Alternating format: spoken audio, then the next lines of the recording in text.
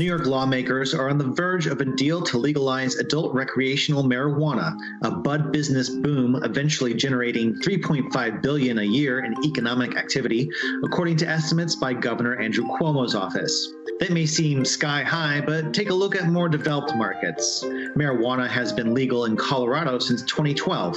With less than a third of the population of New York, sales in the Rocky Mountain state topped $2.2 billion last year. California, with twice as many people, saw $4.4 billion. Anytime you're starting a market from scratch, it takes time to set up. So I think the projections that I've been seeing, it's going to be about $1.2 billion in the first year. The new law would create state licenses for farmers, distributors, makers, and retail locations where users could consume product on site, such as in lounges. The governor's office estimates it could create 60,000 new jobs and $300 million in tax revenue when the program matures. Blacks and minorities have historically been arrested more frequently than whites for low-level marijuana charges.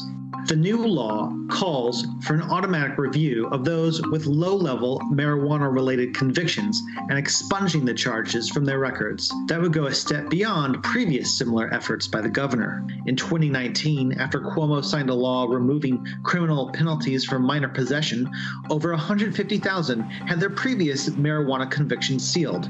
This bill hopes to tackle the economic imbalances.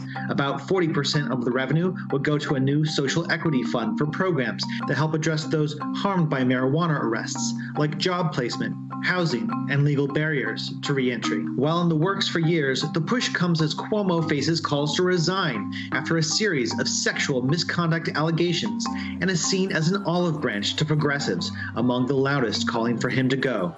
The law could be signed as early as this week, making New York the 15th state to legalize recreational marijuana and follows recent legalization by its neighbor, New Jersey. I don't think it's going to be an immediate impact. I think New York is probably looking at 18 months to 2 years before legalization. So in the next 2 years, when the American Rescue Plan funding has been spent, this will be a new revenue stream that's up and running.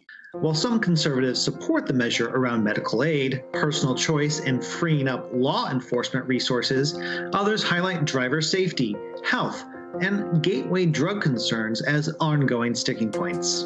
But supporters have heavily touted the business benefits, an easier pitch to some of those potential opponents in a time when state revenues are crushed by the pandemic. But what happens to those state revenues if marijuana is legalized on a federal level and those homegrown farmers and distributors now have to compete with national players? If federal marijuana or cannabis policy changes, the benefits of a self-contained industry within a state can evaporate. But for now, the loosening could be a boon for state tourism and leisure industries, ravaged by pandemic shutdowns and giving international visitors another reason to visit, and potentially a new meaning to a New York state of mind.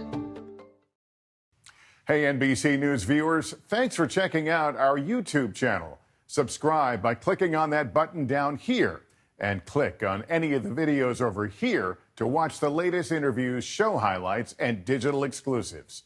Thanks for watching.